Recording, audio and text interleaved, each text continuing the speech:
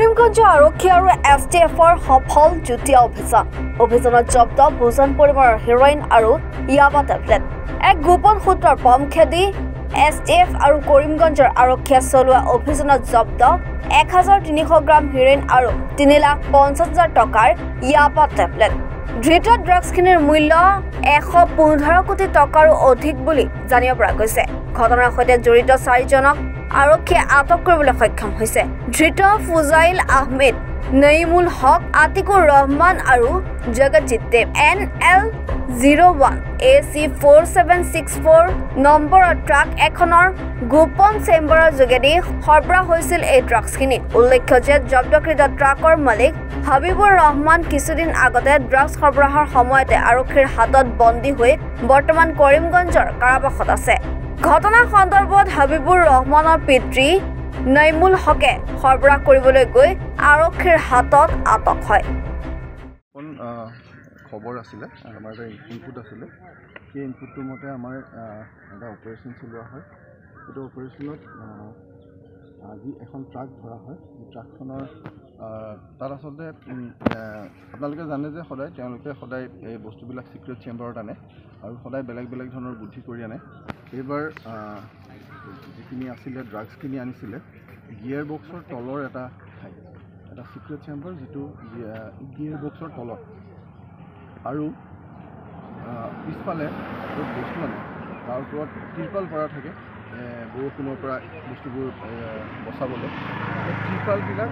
ত্ৰিপালখন double কৰি দিছে, double কৰি দি তাৰ মাজত ভৰাই দিছে। তাৰমানে যদি পুলিচে গাড়ীখন চেক কৰে, ত্ৰিপালখন যদি পুলিচে বিচাৰেতো বস্তু চেক কৰিব, সেই ত্ৰিপালখন বিচাৰি দিয়াৰ লগে লগে ত্ৰিপালৰ লগত সেই বস্তুখিনিও যিখিনি ড্ৰাগছ আছিলে ড্ৰাগছখিনিও আঁতৰাই দিছে।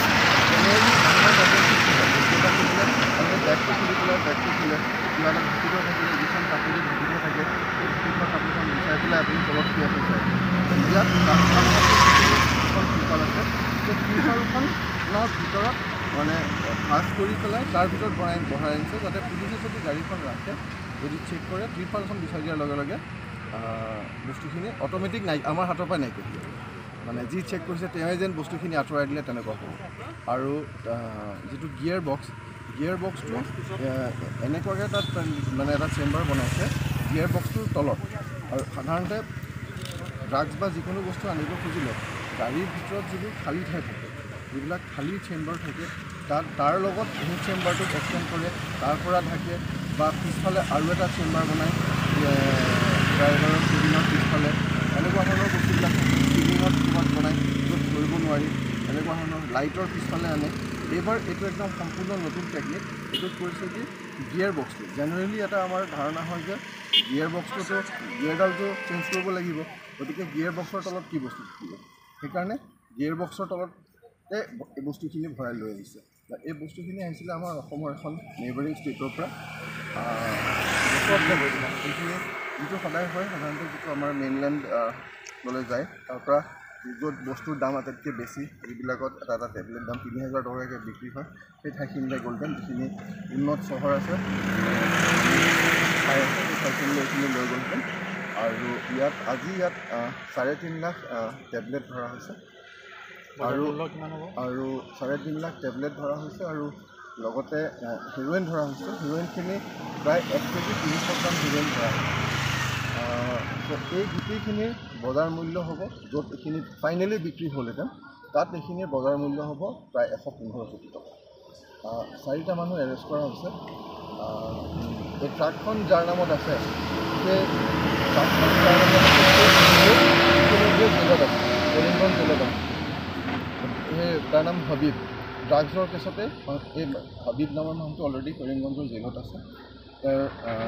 হাবিবৰ নামত এই ট্ৰাকখন আছে।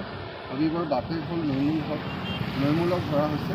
নঈমুলে এই ট্ৰাকখন পাৰ কৰাইছিলে। নঈমুলৰ লগত এটা আছিলে ফয়জুল আহমেদ বুলি এটা ল'ৰা আছিলে, সেই মানুহটো ধৰা হৈছে। লগতে আতিকুৰ ৰহমান আৰু এটা মানুহ আছে আমাৰ আন এখন ওচৰ চুবুৰীয়া ৰাজ্য জগজিৎ দেৱ বাৰ্মা বুলি। এই 4টা মানুহক এই ধৰা হৈছে এতিয়া। আৰু এই বস্তুখিনি এই ড্ৰাগছখিনি চিজ কৰা হৈছে।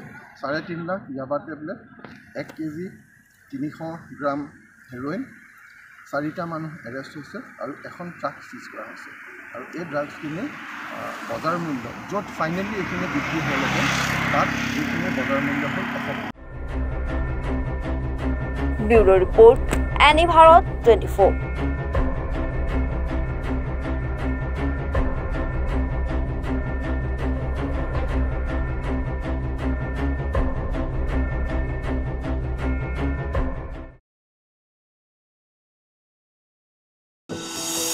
এনি ভাৰত 24ৰ প্ৰথম প্ৰয়াস জুবিন গাৰ্গৰ গীতৰ প্ৰতিযোগিতা জুবিনৰ গানে কি আনে